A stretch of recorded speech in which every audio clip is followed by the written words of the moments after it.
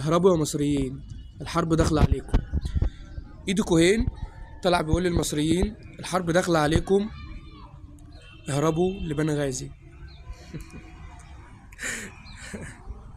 هو انت عمرك سمعت عن المصريين بيهربوا ويسيبوا ارضهم؟ انت عمرك شفت حد مستني طول عمره اللحظة دي تحصل وساعة ما تيجي يسيبها ويهرب؟ مستحيل. طب ما ترجع ل 73 كده وتشوفنا هربنا ولا لا، لما خدت على دماغك، فاكر؟ طب ما ترجع كده للمغول واسألهم، والتتار. عارف يعني ايه المغول والتتار؟ اكيد انت عارف يعني. قول لهم المصريين عملوا فيكم ايه، قول لهم مصر عملت فيكم ايه، قول لهم مين اللي وقفكم وحشكم عن العالم كله. ما ترجع كده للانجليز واسألهم، قول لهم المصريين عملوا فيكم ايه.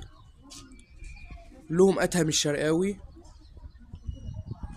ادهم الشرقاوي ده فلاح من عندنا، من البحيرة، من حتة جنب ايتي البارود. هو وشوية فلاحين صحابه. قول للانجليز عمل فيكم ايه. ما ترجع كده للفرنسيين، قول لهم بتوع رشيد عملوا فيكم ايه. قول لهم انتوا حاولتوا قد ايه تخشوا رصيد وما عرفتوش. المصري غير اي حد، احنا ما بنسيبوش ارضنا، يا نموتوا فيها يا ندفنوا اللي جاي فيها. ما عندناش حل تالت، ما فيش حاجة تالتة.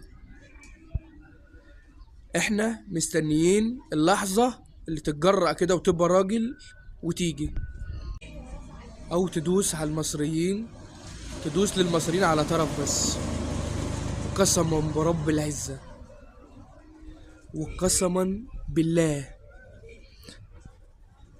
لنخلي اكبر واحد فيكم ما تعرفوا تجمعوا الحتت بتاعته. وقسما بالله تالي لنخلوا تل ابيب خرابة تاريخية ما تقوم فيها الحياة ليوم القيامة.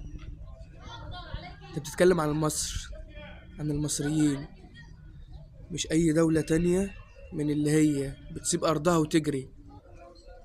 تعال انت بس والنبي تيجي، يا اخي بالله عليك تيجي. في 120 مصري، في 120 مليون مصري والله مستنيينك ومستنيين اللحظة دي. مستنيين بس ان هو الحكاية تبدأ. وما تتعبش نفسك، احنا هنجيلك، احنا لغاية عندك. راجع التاريخ واعرف انت بتتكلم على مين كويس.